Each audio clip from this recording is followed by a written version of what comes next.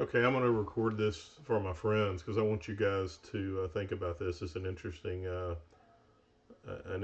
thought exercise.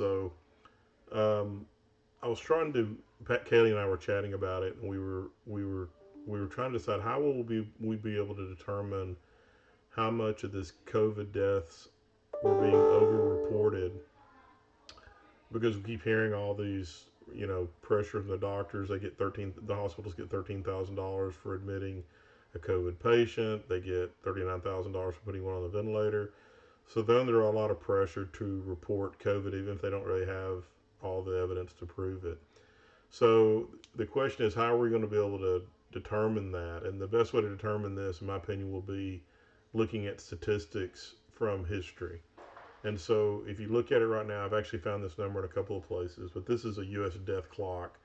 But that's not the point. The point is I'm going to highlight what I'm really trying to show you, which is just 7,755.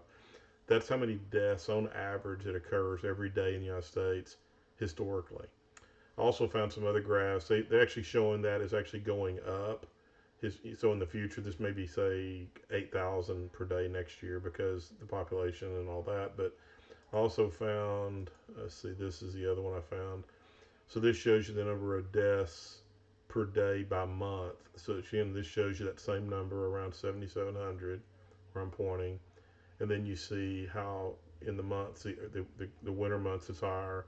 It drops down in the summer months down to about 7,000. It goes back in December is 8,500. So, but the average per day is 7,500. So in April and May, the average per day you can see drops down to about 7,500 in May. This was in 2017. Again, I think that if you normalize this for future expectations that where they've mathematically modeled it, they expected this rate to go up. So these numbers are probably a little bit low compared to what they're going to be in 2020 without the COVID 19. So now let's get into the numbers. Right now, we've had in the United States, according to this data from the CDC, I believe is where it came from, 73,211 deaths, of which 2,063 was the increased death in the last 24 hours. And then you see this estimate that says corona could kill, let's get that out of the way and close that. Said corona could kill 3,000 people, Americans per day by June 1st. So they're projecting about 3,000 deaths per day. So this is pretty simple.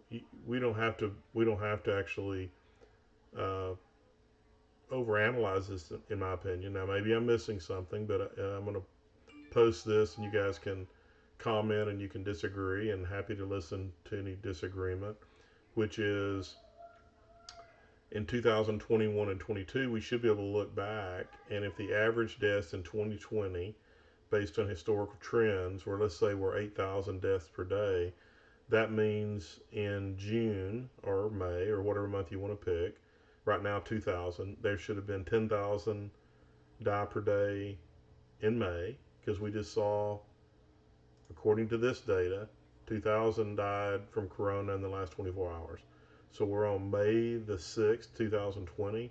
If we look back on May the 6th, 2021, and assuming that the death rate for 2020 is around 8,000, which I think is probably around the right number. I haven't really tried to analyze it. I may do that if I get really bored. You would add the 8,000, and then you would add the 2,000 to it. So the actual death in May should be 10,000 people per day, and maybe going as high as 11,000 by June. So like I always say, I think the truth is probably somewhere in the middle.